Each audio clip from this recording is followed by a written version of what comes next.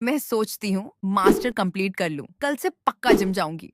जो new dress viral हो रही है वो ले लूंगी, महंगा सा स्किन केयर खरीद लूंगी, और हाँ, आईफोन भी लेना ही है।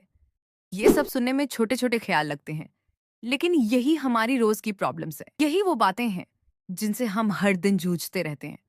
हम सबको बहुत कुछ चाहिए, पर जब खुद से पूछते हैं मुझे सच में क्या चाहिए, तो दिमाग अचानक ब्लैंक हो जाता है। दिल कहता है सब चाहिए, पर क्लैरिटी जीरो। इसीलिए इस वीडियो में हम इस कंफ्यूजन को डिकोड करेंगे, समझेंगे कि सेफ डिजायर्स और रियल डिजायर्स में क्या फर्क है, और ये भी कि what I really want and why. क्यों हमें अपनी जिंदगी में इतनी सारी चीजें चाहिए? क्या वो चीजें हमारे लिए सच में जरूरी हैं? क्या वो हमारी लाइफ में वैल्यू जोड़ रही हैं, या फिर सिर्फ ये हमें एक सेफ सेटिस्फैक्शन और एक सेफ स्टैंडर्ड दे रही हैं? जब हम खुद से ईमानदारी से पूछते हैं असल में क्या चाहिए, तो जवाब अक्सर नहीं मिलता। दिल फिर वही कहता है सब चाहिए, लेकिन दिशा कहीं नहीं होती। हमें यह समझने की जरूरत है कि जिंदगी में वांट्स नहीं, प्रायोरिटीज होनी चाहिए।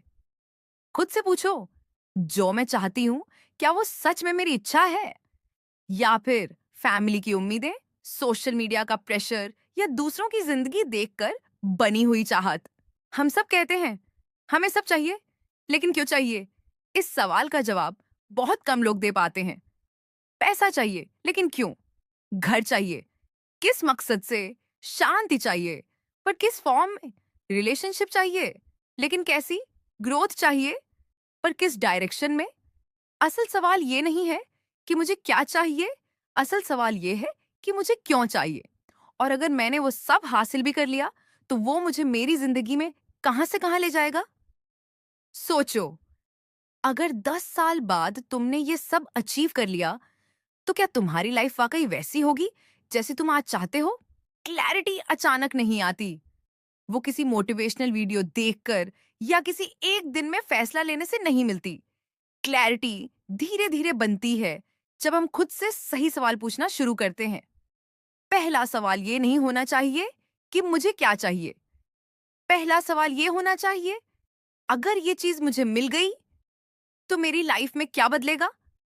जो चीज सिर्फ तुरंत अच्छा फील कराए, लेकिन लॉन्ग टर्म में कोई वैल्यू ना जोड़े, वो जरूरत नहीं, वो सिर्फ प्लेजर है। इसलिए खुद से पूछो, क्या मैं ये इसलिए चाहती हूँ क्योंकि ये मेरी ग्रोथ से जुड़ा है, या सिर्फ इसीलिए क्योंकि ये सबके पास है? सेकंड स्टेप, रुकना। हर नई चाहत पर तुरंत भागना नहीं, थोड़ा रुक कर देखो, क्या ये चाहत 3 महीने बाद भी वही रहेगी, या बस आज का इमोशन है? क्लैरिटी तब आती है जब हम अपनी जिंदगी को दूसरों की टाइमलाइन से तुलना करना बंद कर देते हैं। जो चीज किसी और की लाइफ में सक्सेस दिखती है, जरूरी नहीं वो तुम्हारी लाइफ में भी वही काम करे। थर्ड स्टेप, प्रायोरिटीज तय करना। एक साथ सब पाने की कोशिश हमें कहीं का नहीं छोड़ती। इसलिए खुद से पूछो, अभी मेरी लाइफ में सबसे जरूरी क्या है? आज का फोकस पूरी जिंदगी का फोकस नहीं होता, और ये मान लेना भी एक तरह की क्लैरिटी है।